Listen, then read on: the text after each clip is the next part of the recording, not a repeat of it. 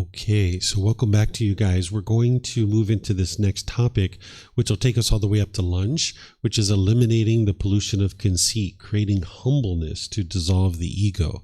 This is a big part of the work on the path to enlightenment, is eliminating the ego. The ego is oftentimes very strong, very deeply rooted, and will hinder you from so many wonderful things that you can experience in life. Wonderful relationships. It'll hinder you from being able to even make progress on this path if there's ego in the mind. So you need to eliminate and dissolve the ego 100%. So I'm going to explain to you guys what this fetter is, and then I'm going to help you to understand it and how to actually eliminate it as well.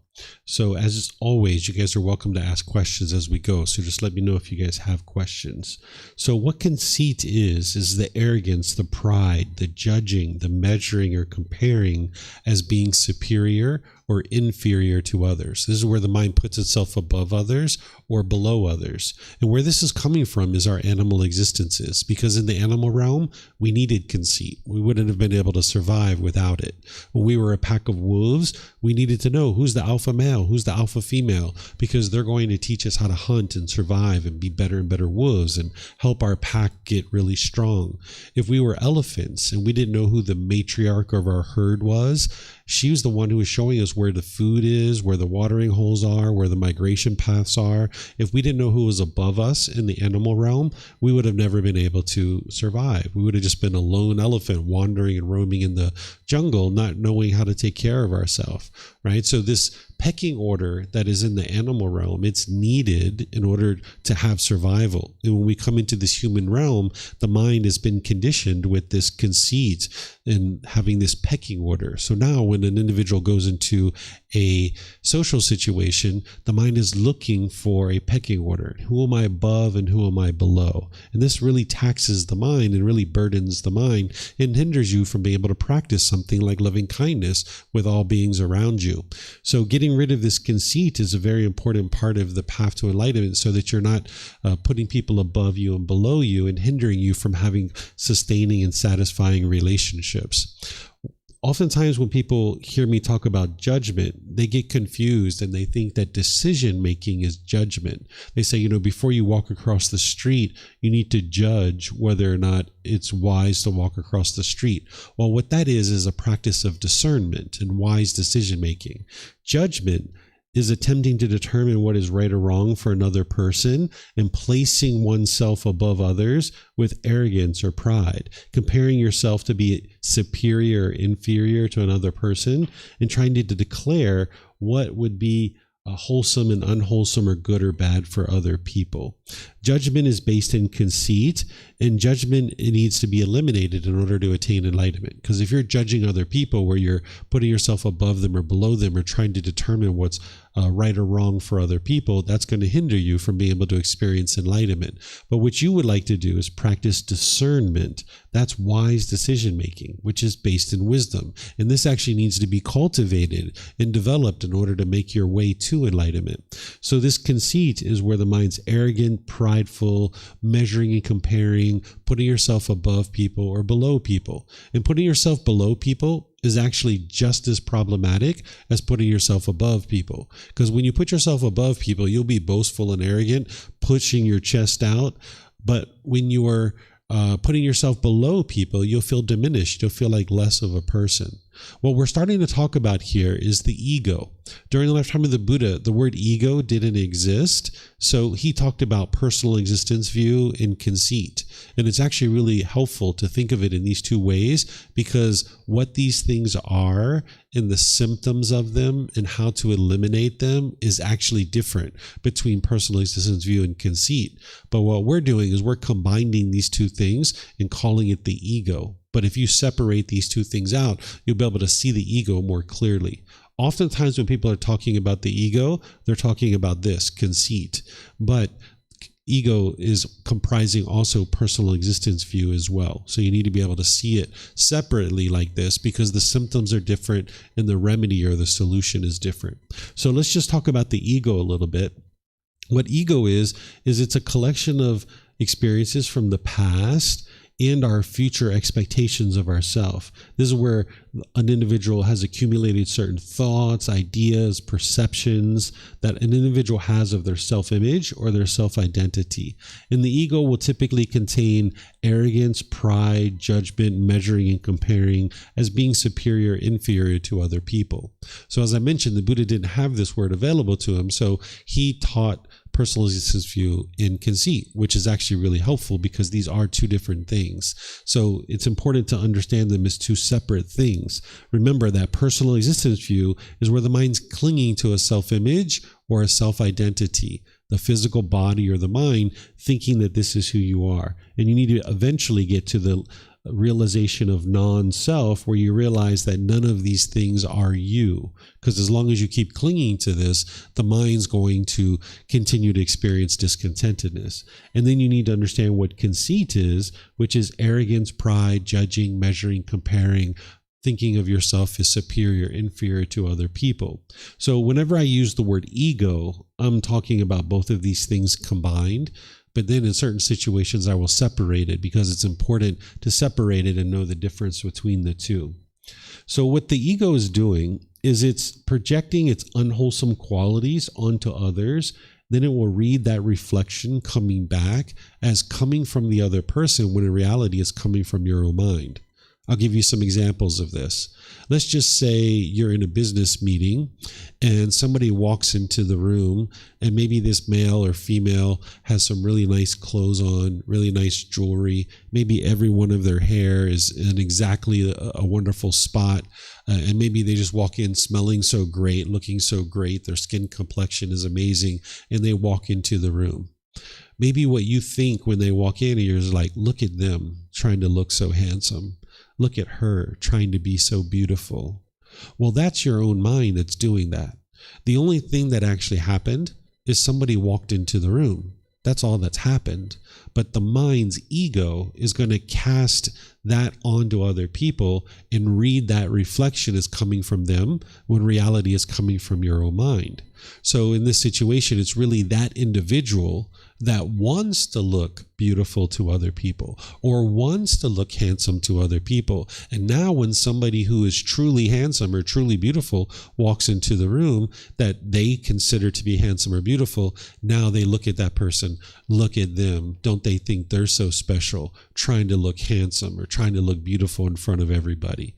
No, that's coming from your own mind. That's your own ego casting that onto other people and thinking that that's coming from them when in reality it's coming from your own mind. So this is what the ego will do. It'll judge other people, and then it'll form perceptions, beliefs, or opinions of how things seem to be. And then in the situation, your ego is going to hinder you from being able to have a loving and warm relationship. So that person who walks in that's looking so handsome and beautiful, now when they're in the business meeting and they speak up, maybe you're bitter and harsh and hostile towards them. Maybe you're resentful towards them through your speech and your actions. And now your other coworkers and your boss can see this, and now it's hindering you from being able to just see that person as they are, which is just another person in the world who's sharing and contributing their ideas to this problem at work. But now, because of your ego, it's hindering you from being able to have this loving and kind relationship with this person. So you need to be able to see that this is your own mind that's doing this. It's not the other person. Not allowing your mind to cling to these perceptions. And not only can the mind project its unwholesome qualities onto others, but it can also project its wholesome qualities, craving permanence. So let's just say somebody chooses to move to a plant-based food supply. And they think like, wow, look at me. I'm so great. I'm a vegan. And I'm now out there. I'm not causing harm to any animals because I'm a vegan. And now this person maybe craves for other people to also be vegan as well. And now when they go out into the world and they see somebody maybe eating meat or choosing to eat meat, maybe they look down on this person. And maybe now they're casting those wholesome qualities that they're choosing to practice, and they're wanting other people to practice them too.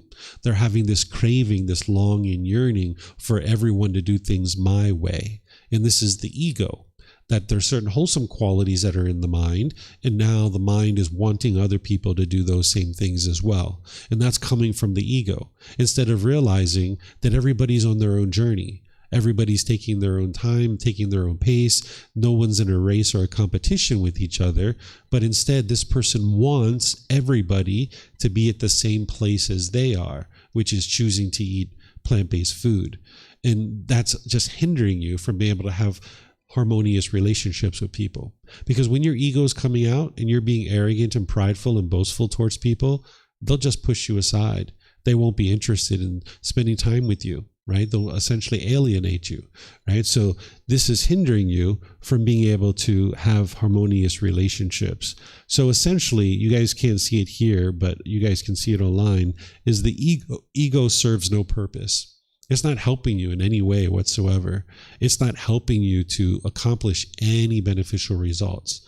In the animal realm, it helped us. We needed it because it was there for our survival. But in the human realm, we need to shed that ego and be able to get to this better and better human being, this heightened mental state, this elevated consciousness where the mind can now think of everybody as equal.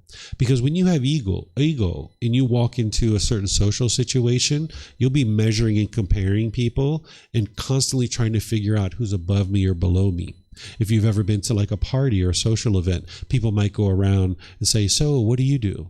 "Oh, you're a lawyer? Well, I'm a doctor."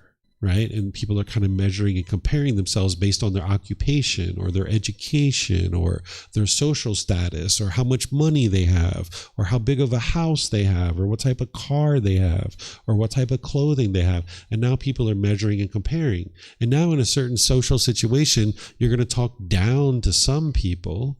And then other people, you're going to talk up to them because you want something from them and you think they can better your life. And your mind has to constantly figure out who's above me and who's below me so that now I can talk to them in the appropriate way. Right? And your mind's having to constantly switch back and forth like this.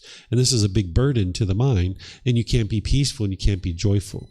Whereas if you just think of everybody as being equal, now you can just treat everybody the same. And you just have one way to treat everybody, that you don't have to measure and compare them, which burdens your mind. And you don't have to switch from talking one way to one group of people and another way to another group of people. You can just speak the same way to everybody and being loving and kind and warm and gentle. So if you see somebody outside sweeping the streets, you can say, "Hello, sir. Hello, ma'am. Good morning. How are you?" Right? You can show respect to them. But now you see the king of Thailand or the queen of Thailand walking down the street. "Hello, sir. Hello, ma'am. How are you? Good morning." Right? You can just treat everybody the same. It's really easy that way to go through life that way. Your mind isn't overburdened trying to figure out how to talk to one group of people versus another. You just have this permanent practice of treating everybody polite, kind, friendly, and respectful. By the time you get to enlightenment, your mind is now in that permanent mental state. Their mind is unconditioned, that you can now treat everybody the same. So that's what you would ultimately like to get to. But this ego is standing in your way of seeing true reality and just seeing people as a human being and being loving and kind to them. So the symptoms that you're going to experience because of conceit is you're going to notice discontentedness associated with your position in society, maybe authority or status. Maybe you're constantly trying to chase after more and more position in society, higher and higher position in society. You'll notice that you'll be shy, or in some cases, you'll be overconfident, right, in a certain social situation. You'll be lacking or overtly confident in public settings. So you'll be lacking confidence. You'll notice that you might have social anxiety, anger, frustration, irritation, agitation, and annoyance. Because with your ego, you're going to want everybody to treat you a certain way. And it's like, who are you to treat me this way, right? This is the mind's ego wanting to be treated a certain way. It's like, don't you know who I am? You should be treating me this way, right? This is the mind's ego. So there's going to be anger and frustration when you think someone's treating you in a certain way. So based on this superiority or this inferiority, the mind's going to be experiencing this anger and frustration. And then there can also be jealousy of the accomplishments of others. Like if you have a certain ego and you see somebody accomplish something wonderful in life, you can be jealous of that because of your ego. So all of that is allowing the mind to continue to experience discontentedness. The mind's going to be looking for this pecking order, attempting to figure out who's above you and who's below you. And sometimes the mind can do this obsessively, right? In certain social situations, the mind's going to be judging others and judging yourself. The mind will want to project or communicate its position, status, authority, wholesome traits to others and be acknowledged or affirmed or distinguished for this accomplishment.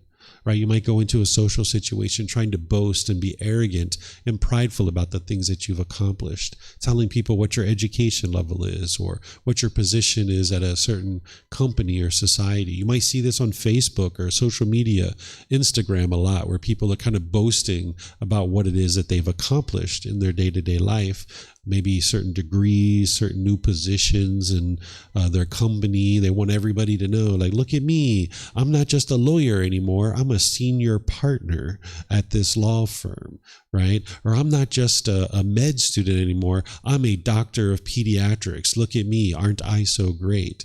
And this can even happen for other people too. Like if you're a parent, you might actually see people boasting and being arrogant about their children. Look at my child. They won the spelling bee. Aren't they so great? They're such a wonderful person, right? This is the mind's ego wanting to take credit for what their child is doing because that makes me look like a great parent. Look how great I am as a parent, right? That's the arrogant or pridefulness and wanting to be acknowledged and affirmed or distinguished for this. The mind can be repeatedly pushed away by other people due to your own arrogance and your inability to have relationships where you think about all beings as being equal, right? If you think of yourself as being above others, people won't like that because they're going to sense that from you, the way you interact with them, and they're going to want to push you away. They're not going to be interested in associating with you because people don't like to be around people who are thinking that they are above you. Right? So if you have people that are around you that are thinking they're above you, you're probably like, I don't really like being around this person too much. Right? So if you do that yourself, then you're going to see that people will tend to push you away because of that arrogance. Okay? You might notice that there's this negative inner dialogue that is degrading and diminishing, judging others, but also judging yourself as well.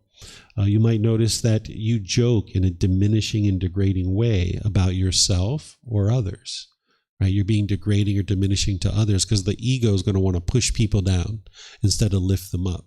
And you might be saying that about others, but you also might be saying that about yourself too. You might gossip or slander. Having speech that is damaging others' reputation, like an individual, a company, an organization, a country, any group of people.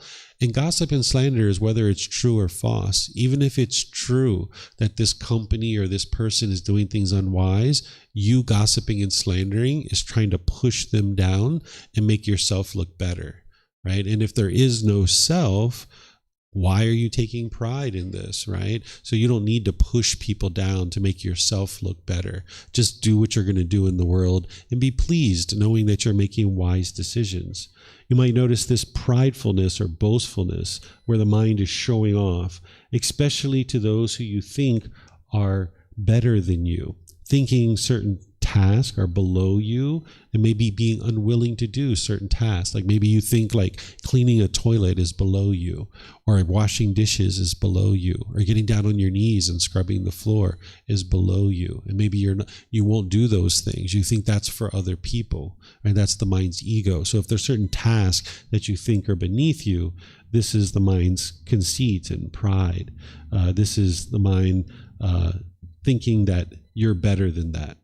Right? So you might talk down to people, or you might talk up to people, lacking the ability to reside comfortable with all people. The mind's uncalm around people who you think are above you, right? If you're putting yourself below people, like say you go into your boss's office and now you need to give them an update on the work that you're doing. Your mind can be shaken up in this situation because you think your boss is above you. Because if you're putting yourself above others, that means in some cases you're going to be putting yourself below others and you're going to be shaken up. because the mind's judging and it's measuring and comparing. So if you put yourself above others, you're going to see sometimes you think of other people as being above you, and now you're going to be shaken up when you're around them. And now it's going to affect you professionally, because when you go in there, you're stumbling over your words, you're not talking clearly, and all these kinds of things, and your boss doesn't have confidence in your ability to do this work. Whereas if you can just think of everybody as equal, now you can go in there and you can talk in a professional way with your boss, and now your boss can know, like, wow, they're really on top of this, because you communicate clear and concise and you're really direct in what it is that you're talking about. Whereas if your mind's all shaken up and uncalm because of your conceit, you're not going to be able to communicate that way and experience progress in your career. So these are some of the symptoms and some of the problems you're going to see because of the ego. Some more is you might be disrespectful towards others, thinking of others as stupid or idiots or lesser individuals. You might even say these words sometimes. You might want others to treat or respect you in specific ways, have certain ways that you think other people are supposed to interact with you. You might be constantly wanting to prove yourself or your abilities and give information to others as unsolicited guidance, right? You might be at a social situation and people are talking and interrupting, and you're like, Barbara, you shouldn't be interrupting people. That's really unwise of you. Why do you keep doing that, right? Like you might start doing this kind of thing where you're giving people unsolicited guidance, right? And they're not actually, it's not wise to do that, because this is your ego trying to tell other people what they should or shouldn't be doing. You might be thinking that you're right and other people are wrong, willingly arguing to prove a point. Right? The ego will have you arguing with countless people, trying to convince other people that you're right and they're wrong. The mind's going to be craving permanence, wanting everybody to agree with you. That keeps the ego intact. You might be pushy or forceful, pressuring others to do things your way. That's also from the ego, from the conceit. You might notice that there's a closed mind, thinking that you already know everything, unwilling to receive help and guidance from others, right? So this will hinder you on the path. If you think what you already know is you already know everything, then you're not going to be willing to be open-minded to learning new things. And then the mind will tend to blame others for what you experience in life. Because I'm so great. Anything that's happening that is unwholesome in my life, it's because of other people. It's not because of me. I'm doing everything perfectly, right? I'm so great and everyone else is so wrong about what they're doing. The world is the problem, not me, right? This is what the ego is going to be thinking. So the mind's going to blame other people for the things that you're experiencing, okay? Do you guys have any questions on what the ego is and the symptoms that you'll experience because of it? Yeah.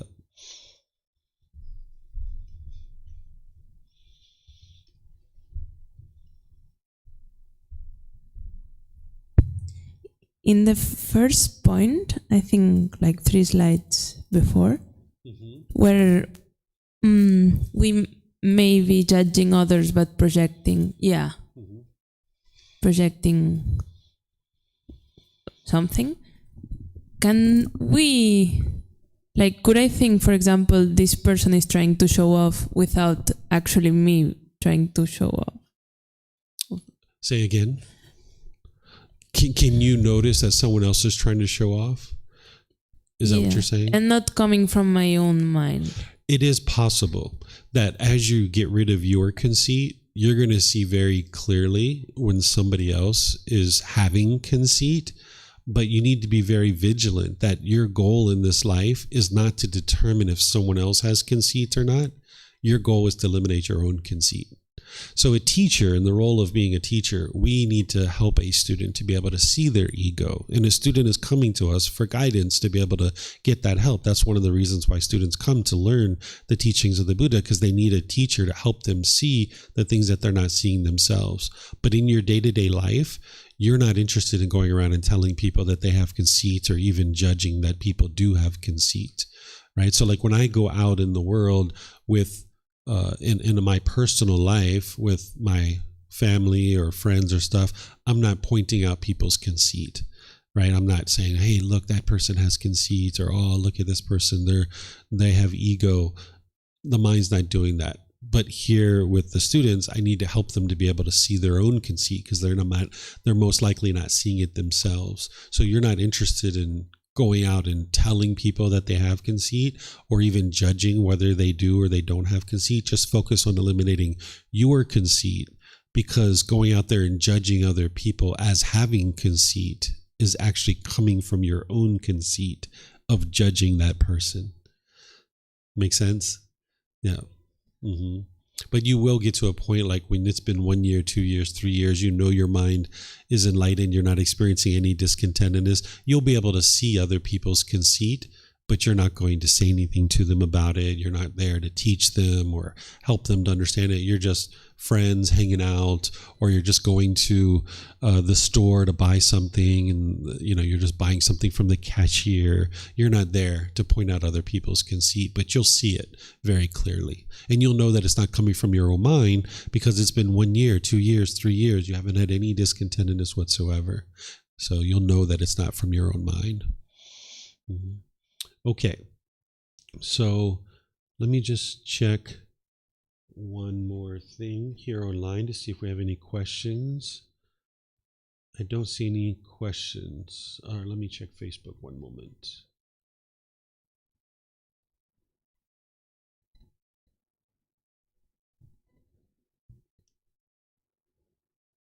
Okay, there's none on Facebook either.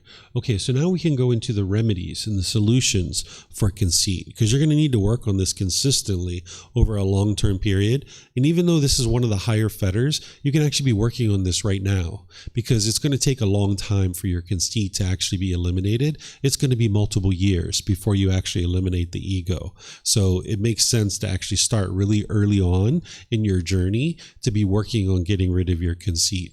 So here are some of the things that you can be doing. You can say things like thank you, sorry, speak politely using sir and ma'am. Say things like I don't know. This is so helpful for the ego to say I don't know. The ego is not going to be interested in you saying that. When somebody asks you a question, your ego is not going to be interested to say I don't know. But if you get in the habit of saying that, that's really helpful for your ego. So while this is just some words to say, it actually humbles the mind, right? So the mind is not going to be interested in being respectful to others, because sometimes what conceit thinks is that by me being respectful to others, I have to put myself below them. And this isn't true. You can actually respect people while treating everybody equally. You don't have to put yourself below others in order to have respect for them. So you can say to a person, yes, sir, yes, ma'am, no, sir, no, ma'am, things like this. Thank you, please, sorry, and I don't know, without putting yourself below this person. So you can use these kinds of things. One of the things that the Buddha taught that is really helpful, the most impactful thing you'll see for your conceit, is sleeping in a low position. This is why here in Thailand, it's almost impossible to find a high bed. If you go to a furniture store, all the beds are really low, right? People pretty much sleep on the floor here in Thailand because they understand that this is helpful for the mind, right? So if you look at places in the world that have a lot of conceit, because there's certain populations of people all over the world that have a lot of ego, have a lot of conceit, they tend to sleep in very high positions, right? This is the luxury that the mind is looking for because it's conceited. But if you sleep in a low position, over time, going down into your bed and getting up out of the bed, it'll slowly train your mind to eliminate any conceit, creating more and more humbleness. So you might decide to just take your mattress and just put it down on the floor, right? You don't need a box spring. You don't necessarily need a frame. You can just put your mattress down on the floor. So you're comfortable. The body's comfortable, but it's in a low position. You'd like it to be at least from the knee down. And most beds in Thailand are actually at that height. But if you can put it right down on the floor, this is actually really good for you. Just be right down on the floor. This is why Thai people tend to sleep on the floor, because it helps to eliminate the ego. If you notice that there's certain tasks that you think are beneath you, like scrubbing the floor on your hands and knees, scrubbing a toilet, washing dishes, things like this, if you think that's below you, do those things and do it frequently. That's going to humble the mind. Listen to others teach you wisdom without any interest of teaching them anything. You guys are doing that right now when you're coming to these classes. So that's actually helping you, right? Sometimes every once in a while, a few times a year, somebody will show up here and they'll think that their job is to teach me, right? And that's unfortunate that they're putting themselves in that position because that's their ego, that's their conceit. But when you're showing up to a learning environment, no matter where it is, whether it's a temple or anywhere else, you're there to be a student. You're there to learn. Your goal isn't to teach the teacher something, right? That's not what would be wise for you. That's your conceit that's wanting to do that. So if you're showing up to places where you're just there to listen to others teach you wisdom without any interest of teaching them anything, this is really helpful for your mind. Then also washing people's feet. This is something that Thai people do. They actually do it either on New Year's, Mother's Day, Father's Day, even on their birthday. They will go to their parents and they will wash their parents' feet. Not because they're below their parents, but it's just humbling the mind. It's showing appreciation and gratitude to their parents, but it's also humbling their own mind. Sometimes students do this with their teachers or elders in the community, people that have contributed significant things to your life. They might actually wash their feet. And this only takes a few minutes to do it, but it's very humbling for the mind to be able to wash someone's feet. So you might decide to do that occasionally. Again, the Thai people do it on their birthday. In the West, we tend to think of our birthdays as for us, that it's, look at me, I'm so great. Don't you want to admire me because it's my birthday? In Thailand, it's actually just the opposite. It's an opportunity to go to your parents and thank your parents for this life. It's an opportunity for you to thank your friends for contributing to your life. So Thai people will actually hold a party where they will maybe go to a restaurant and they will invite their friends and they will pay for the food for all their friends. So their friends are coming there because it's like, hey, these are the people that contributed to my life this year. I would like to host them for a party. So you might decide to flip this script in your mind. Instead of making your birthday about you, make it about giving back to the people who have contributed to your life. And now you can celebrate your parents, your siblings, your friends, aunts and uncles, people that are contributing to your life. Give them a nice little party on your birthday, right? Because they're the ones who are contributing to your life, helping you become a better and better person. You can show respect to people, all people, through the why, right? This is where you're bringing your hands together in a prayer-like position and you're bowing your head. This is going to humble the mind. Here in Thailand and in some other cultures, more and more people are doing this. If you're doing this 15, 20, 30 different times throughout your day, consistently for multiple months and years, this will humble the mind. This is what the mind's doing, is it's humbling itself. You're not putting yourself below the other person. You're just showing respect. So even when I used to ride a motorbike and I would drive in and out of my village, there's security guards at the front who open the gate. I'm bowing my head on the way through the gate, thanking the security guards for opening the gate for me. So if you ingrain this in your life where you're constantly going around bowing and lowering your head to people, this is actually really helpful for the mind, to humble the mind. And more, this is becoming kind of an international symbol of gratitude and appreciation. If you look at some of these award shows where celebrities are getting up on the stage and receiving awards, they're tending to now why the audience and show respect to the audience. It's becoming an international symbol of appreciation and gratitude. So the more you do that, it's going to humble your mind. You can practice generosity, loving kindness, and compassion with the people around you. This is going to help you to humble your mind. You can eliminate judgment where you don't have comparisons that you are superior or inferior. Wherever you see that judgment arising, you would like to cut that off and let it go, not allowing the mind to do that. Being kind and gentle because it's the right thing to do, not because you want something from this person. Sometimes people are only kind and gentle with others if they want something from that person. These people over here, I don't want anything from them, so I'm going to talk down to them. I'm going to be bitter and harsh and hostile to them. But these people over here, I'm going to talk really loving and kind with them because I want something from them, right? But you would like to be loving and kind with everybody, right? Doesn't matter who they are. Talk with everybody in a loving and kind and gentle way. And asking others for advice and what they've learned in life and just listen without trying to prove anything. Sometimes if you go to a social situation and somebody's ego comes up, you might notice your ego trying to go over the top of them. So if somebody speaks up in a social situation, they're like, hey, I just got my master's degree, and wow, I feel really great that I got this master's degree, and I'm really proud of this and proud of that. This is that person's ego, right? They're trying to boast and be arrogant in front of everybody else, but you might find your ego wants to come over the top. Oh, you have a master's degree? I got my PhD 5 years ago. Why do you have to say that, right? Like, that's just your ego trying to come over the top and say, hey, I'm better than you, right? Or someone says, hey, I'm going on a week's vacation to the Bahamas.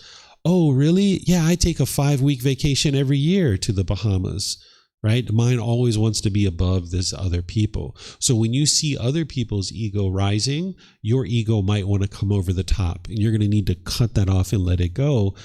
Just asking advice of people, just asking, what have you learned in life? And don't have even the slightest little interest to teach them anything. Just listen to them. This is helpful when you do this with older people, but even younger people. Like, if you guys see me around my son, ever since he was like 6 years old, I was calling him sir. I would say, he would bring me a glass of water, and I would say, thank you, sir. Or I would say, excuse me, sir, can you help me with this? Right? I've been calling him sir ever since he was 6 years old. That was a time frame when I started helping him to learn these teachings. So even children, and sometimes I even ask him questions. What did you learn today? What kind of things did you do today? What did you learn? And he will just sit there and tell me, oh, I learned this, I learned that, I learned this, I learned that. Oh, great. That's excellent, Bailan. Really pleased to hear that. I don't teach him anything. I just listen to what it is that he's learned. So even children, it's usually pretty easy to do this kind of thing with people who are older than you, maybe, perhaps, depending on how strong your ego is. But sometimes with people who are younger than you, you might think that they don't know anything. But younger people sometimes know some really interesting things that you don't know. And you can ask them questions and just listen to them and see what they have to teach you. Because you can learn from everybody and anybody when you don't have an ego. Right? You can help others without any expectation of anything in return, any positive benefit for yourself. This is part of your generosity, where you're not wanting and expecting anything from them. You can seek guidance from a teacher, helping the mind to admit that it doesn't know everything and it needs help in this world. This is one of the reasons why everybody's going to need a teacher on the path to enlightenment. There's only one type of person that doesn't need help from a teacher, and that's an actual Buddha. So you're going to need guidance from teachers to be able to help you along the path. And this actually humbles the mind and allows the mind to experience getting rid of this ego. So you're going to need to seek guidance from a teacher to help you along the path. And just seeking that guidance is to admit that you don't know everything yourself. Anytime you see arrogance, pride, judgment, measuring and comparing come up, you need to cut that off and let it go.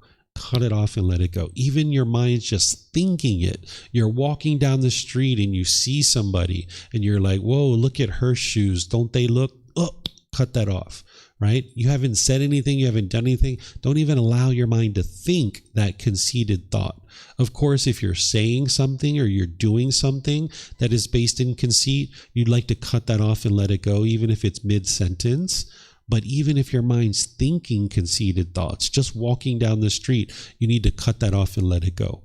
When the Buddha talks about complacency of a practitioner, he talks about, obviously we can understand complacency, like if you weren't meditating, that's complacency. If you weren't reading a book, that would be complacency. If you're not coming to the temple and seeking guidance from a teacher, that would be complacency.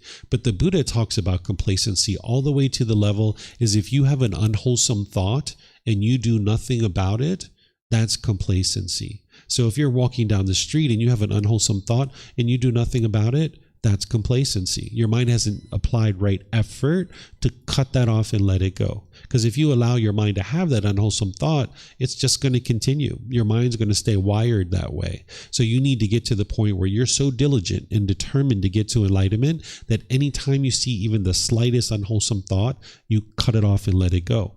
And one of those unwholesome thoughts that you could have would be based in conceit. You can have other unwholesome thoughts too, like ill will or sensual desire and all these others that we've been talking about. But conceit is one that can easily arise, and you'd like to cut that off and let it go. Don't be complacent with that. And then over multiple sessions, seek guidance from a teacher. You're going to need help with your ego. You're not going to see your ego. You're going to need help along the way. And a teacher will be able to see that for you. And you're going to need to get better and better at seeing it for yourself. But a teacher is going to be able to help you to see your own ego that you might not be seeing yourself. So any questions on how to eliminate the ego?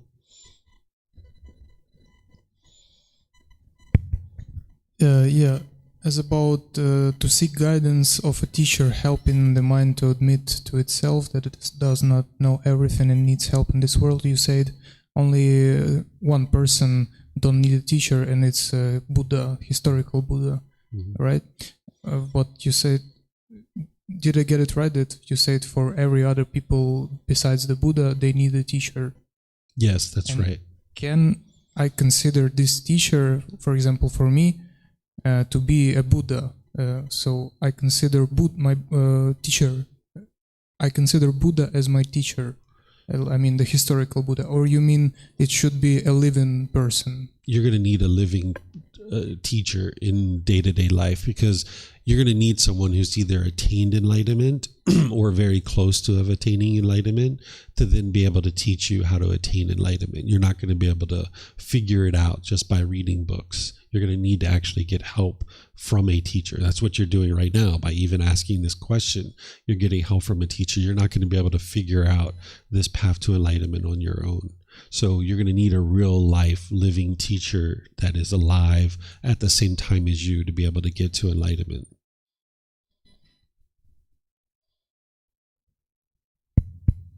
But I remember last time we talked, you said that you didn't have any teacher, right? Is it right? Yes, that's correct. I don't have any teachers. So, by logical line, did I get it right that you're saying that you're Buddha? I haven't said that I'm a Buddha, but I explained to you what a Buddha is, and I explained to you the path to enlightenment, and I guide you to enlightenment. I mean, like logically, you're saying that that only person who don't need a teacher is a Buddha. Mm-hmm. You said that you didn't have a teacher. That's correct. Okay. Mm-hmm. Okay. So let me see if we have any questions anywhere else. All right, I don't see any questions anywhere else. So now let's talk about how to know that your conceit is eliminated. You'll deeply understand and be able to explain the fetter, the taint, the pollution of conceit. You'll understand what the ego is and how to eliminate it, because you wouldn't actually be able to eliminate it if you didn't know what it was and how to eliminate it. So you'll be able to understand that and explain it very clearly. You'll no longer experience any discontentedness associated with conceit, because the mind, it'll no longer exist in the mind. The ego will be completely eradicated, and you'll no longer experience any of the symptoms because the pollution is no longer in the mind.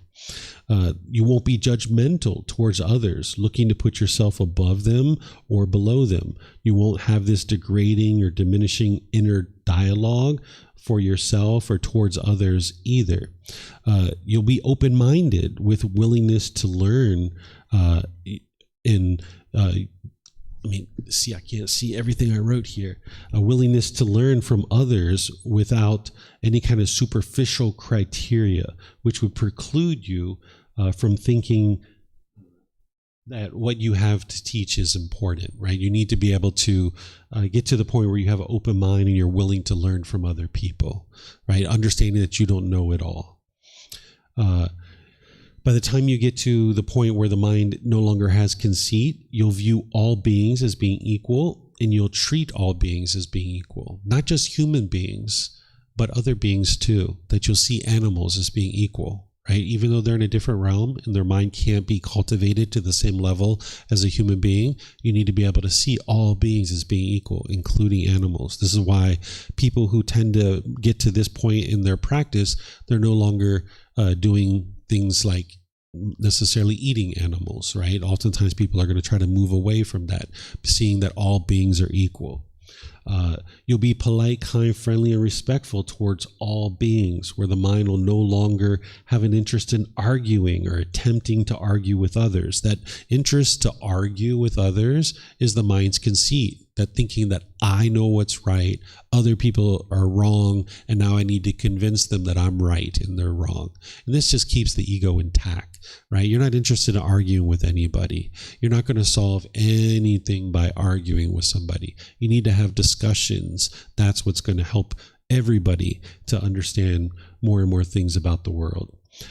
You're no longer interested in chasing societal positions, status, or authority. It doesn't mean you don't have those positions. It doesn't mean you don't work towards them, because they'll be helpful for your life, but you're not chasing after them, thinking that somehow this position is going to make me a better person.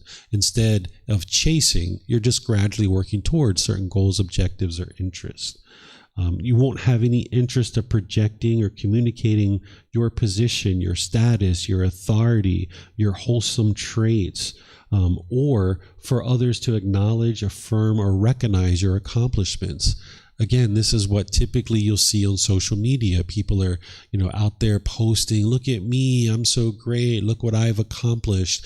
And then all the comments, wow, congratulations, that's wonderful, congratulations. This is the mind looking for affirmations that aren't I so great, look what I just accomplished. Whereas if you're gradually working towards goals and objectives, you don't need validation from other people. It's only the ego that is looking for that validation from other people. You'll notice that you'll pursue life goals and objectives based in wise decision-making rather than wanting to be perceived by others in a certain way. You'll have no interest in being prideful or boastful or showing off to anyone about anything. You'll notice that there's calmness and confidence when you're around all individuals, no matter what their position is in society. Like if you're around a politician or a celebrity, or like I mentioned, if you've visited and met the king or the queen of Thailand, you're not going to be shaken up by that. Or the prime minister of your country or the president of your country, you're not going to be shaken up by that. You're just going to see this person the same as everybody else, and you would treat them the same as everybody else. Polite, kind, friendly, and respectful. Not looking down to them or not looking up to them. You just treat everybody equally. You'll be able to relate and understand that people's roles in society, and you'll be able to find it easy to make friends with others, right? That you'll be able to be harmonious with all beings. You're not going to be shaken up when you're around people. Here's some words from the Buddha that help you to be able to understand conceit and the ego, and I've put this in here to be able to help you guys. This is titled Gain, Honor, and Praise are an obstacle even for an arahant. An arahant is an enlightened being, someone who's completely purified their mind. The Buddha says, monks, gain, honor, and praise, I say, are an obstacle even for a monk who is an arahant, one with taints destroyed. When this was said, the Venerable Ananda, which is one of his close students, asked the master teacher Gautama, why, Venerable Sir, are gain, honor, and praise an obstacle, even for a monk with taints destroyed? So now the Buddha comes back. He says, actually, let me say this for a second. Ananda is asking a very wise question here.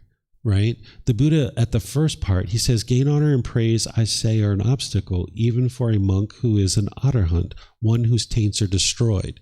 So the Buddha is saying that, hey, if you're enlightened and your mind is completely purified, this gain, honor, and praise is an obstacle for you. And Ananda comes in and says, hold on a second. Why is gain, honor, and praise an obstacle for an arahant, someone whose taints are destroyed? Because if you're enlightened, gain, honor, and praise isn't an obstacle for you anymore. You're already enlightened. You're not experiencing any difficulties or struggles. So Ananda's a little bit confused here. He's like, hold on a second. If someone's enlightened, wouldn't they have already overcome any difficulties and struggles from gain, honor, and praise? And that's when the Buddha comes in and says, I do not say, Ananda, that gain, honor, and praise are an obstacle to his unshakable liberation of mind. So he's saying, I'm not saying that gain, honor, and praise are an obstacle once he's enlightened or once she's enlightened, but I say they are an obstacle to his attainment of those peaceful dwellings in this very life, which are achieved by one who resides diligent, dedicated, and determined. Right? So he's saying that this gain, honor, and praise that the mind can be conceited about, it's going to obstruct you from the attainment of enlightenment. Once your mind's enlightened, people are sharing praise and honor with you, your mind's unaffected. But in the unenlightened state, when someone's giving you praise or honor or respect, you might be like, wow, look at me, I'm so great. Look at how people are respecting me, right? But that's going to hinder you from experiencing enlightenment. You need to get to the point where it doesn't affect your mind, that you don't feel pleasure and you don't feel pain. When people are having gain, honor, and praise for you, your mind is unaffected. But when people are disrespectful and impolite, unkind, your mind is unaffected by that too, right? So that's what's going to help you to get to this unshakable liberation. The Buddha says, so dreadful, Ananda, are gain, honor, and praise, so bitter, vile, obstructive to achieving the unsurpassed security from bondage, enlightenment. Therefore, Ananda, you should train yourselves thus. We will abandon the arisen gain, honor, and praise, and we will not let the arisen gain, honor, and praise persist, obsessing our mind. Thus, should you train yourselves.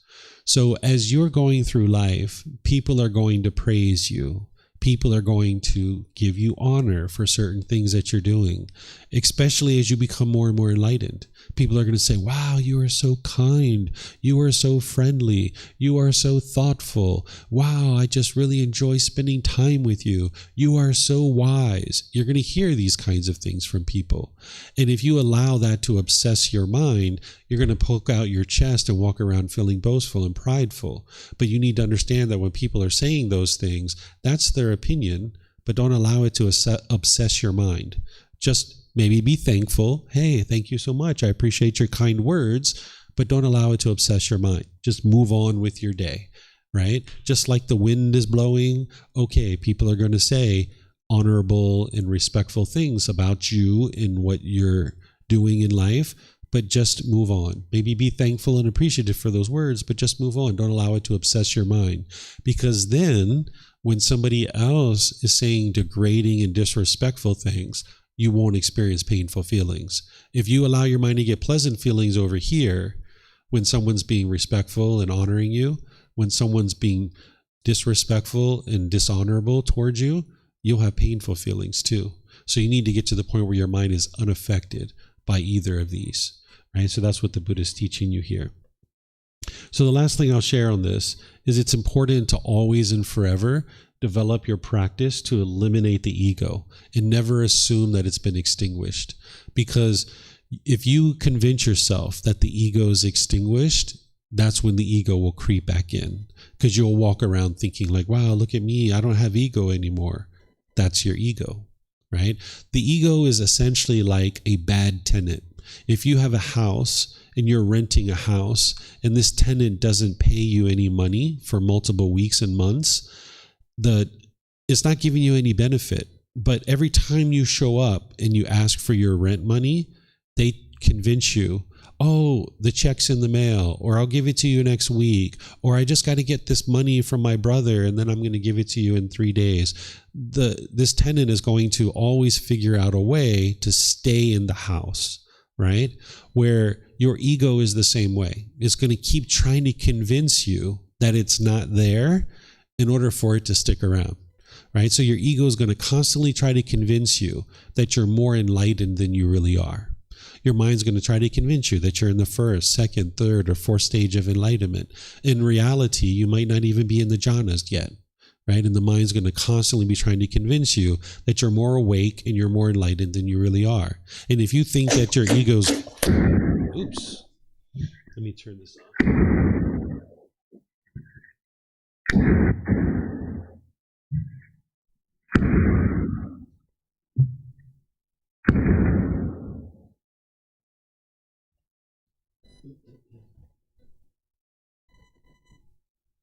We have some people that try to come into our Zoom sometimes and do silly stuff.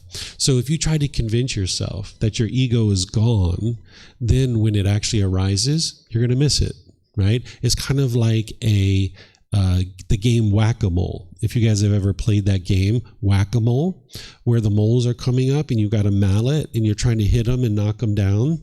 If you convince yourself that game's over, you're just going to be standing there with the mallet to your side. And then when the mole comes up, you're not going to be able to whack it and knock it down. So if you convince yourself your ego's gone, and you think, the ego's gone, look at this, I've eliminated my ego, aren't I so great?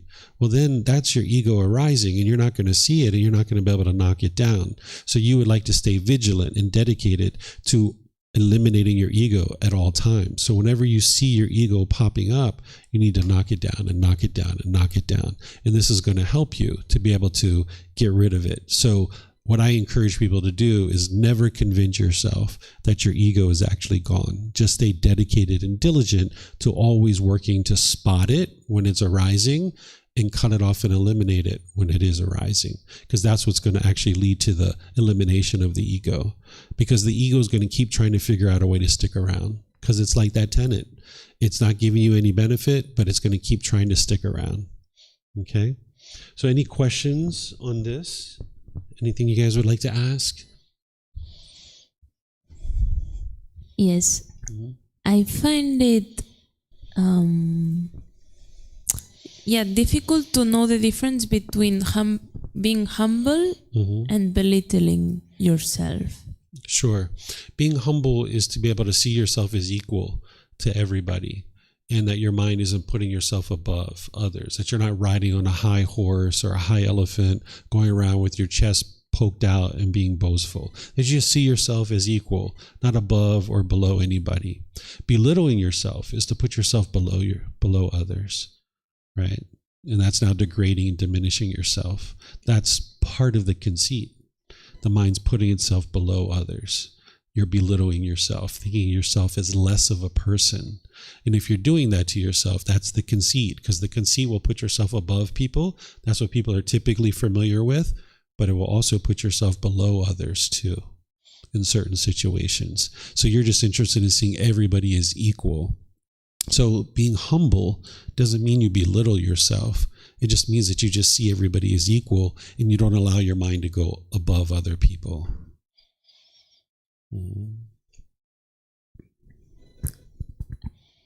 Okay, then I'm thinking of a passage in the Bible where Jesus says that to Judas that he should sit in the least, in the worst place in the table, something like that. Is that seeing yourself as equal to the others? I didn't hear you 100%. Did you say that Jesus taught to put yourself at the worst place at the table? Maybe not really like that, but something similar. I've never seen that teaching from Jesus.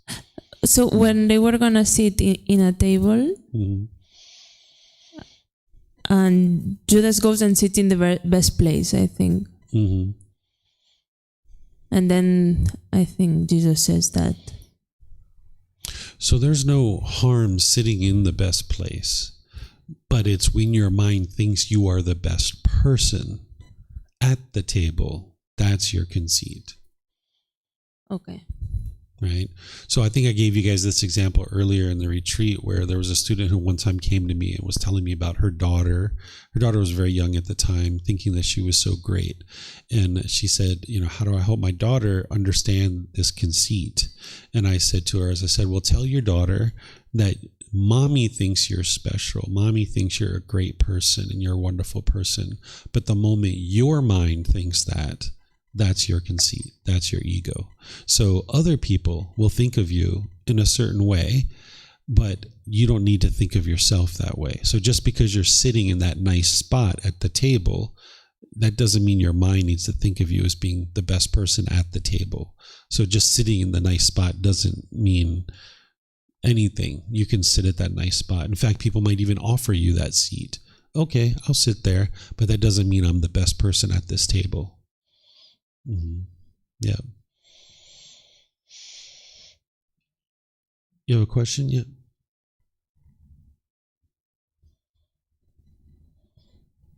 Did I get it right that conceit is one of the 10 fetters?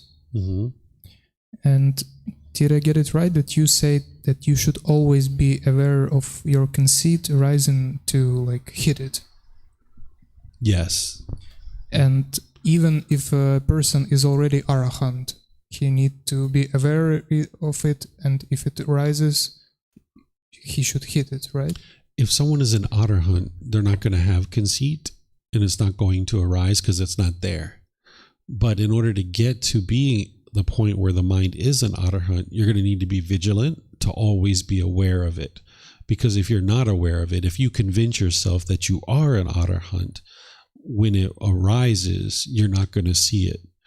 And you're not going to be able to become an arahant. But once the mind is an arahant, then there is no conceit there. And the way that you'll know that your mind is an arahant is it'll be 1 year, 2 years, 3 years that you don't have any discontentedness whatsoever. But even at that point, it's wise. I teach people, don't convince yourself that you're enlightened. You'll know that you're enlightened because it'll be 1 year, 2 years, 3 years. You don't experience any discontentedness, but just don't convince yourself of that, because there's much wisdom out there for you to learn and grow and develop. But for an arahant, there's not going to be any conceit arising.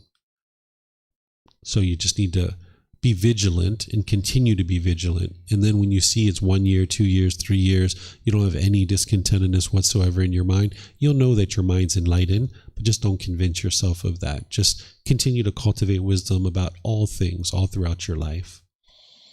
Mm-hmm. Okay. So let me just check. I don't see any questions on Facebook. Oh, here's one on Facebook. Alejandro is asking a question. I'd love your thoughts on building authority on social media. In today's society, many people don't pay attention if you don't provide value. You often need a bit of noise or provocation. For example, pointing out hard truths, like engineers being mediocre, can help some realize they have a problem, even if it feels harsh. How would you approach a middle way that grabs attention while staying authentic and helpful? Well, Alejandro, if you look at the things that I do on Facebook, I'm not trying to grab attention. I'm not trying to project or be provocative. I'm just sharing information, and the people who choose to read that and learn from that, then they can see the truth. And when they find value in that, they will choose to then come and learn in the Facebook group that I share. So rather than trying to grab somebody's attention and almost pressuring or forcing them to pay attention to what it is that you're sharing, instead just let people do it on their own. It's going to be a slower growth, but it's going to be more solid. Right? So when people know that you're providing value through just providing information and content, and they find it really valuable, they're going to choose to come back. You don't have to pressure them or provoke them into coming back because they see the benefit. So you can see the things that I share, like I share the teachings of the Buddha, the words of the Buddha, I share articles, I share information in short little snippets, but I'm never trying to provoke someone, grab their attention, force them, or convince them to do anything. I'm just sharing things that are going to be beneficial for their life. And when they learn that and they implement it in their life and they see that it actually works, then they're going to come back for more, right? But if we have something that's kind of like a mediocre product or a mediocre service, we're going to have to try to convince people to come and, partake in that because it's not really that good. But if you're putting out really good content and it's really impactful and helpful for people's lives, they're going to see that for themselves and they're going to be back for more. And the people around them, they're going to share that with them. They're going to be like, hey, this guy is really helpful. You might decide to go learn with him. So that's what I would suggest for you, is just focus on putting out good quality content that's going to help people and improve their lives, and everything else will work itself out from there, because the natural law of karma is always at play. If you're helping people and people are getting improvement from what it is that you're sharing, they'll be back for more, and they're going to tell plenty of other people how great what you're sharing is, and those people are come for more as well. Okay, I think that's everything. Let me just check Zoom. Yeah, nothing in Zoom. Okay, so right now is 12:20 essentially. This is where we normally take our break for the day, and we're going to come back at 6:30. When I come back at 6:30, we're going to do loving kindness meditation together as part of our evening session, give you guys a chance to practice that again. And then I'm going to teach you about this fetter of restlessness, where you can understand what that is, the symptoms, how to eliminate it, and how to know that you've actually eliminated it. This is actually a really straightforward one to be able to learn and understand. So thank you guys for your questions. Thank you for your interest to learn and grow, and we'll see you perhaps this evening. Okay, take care.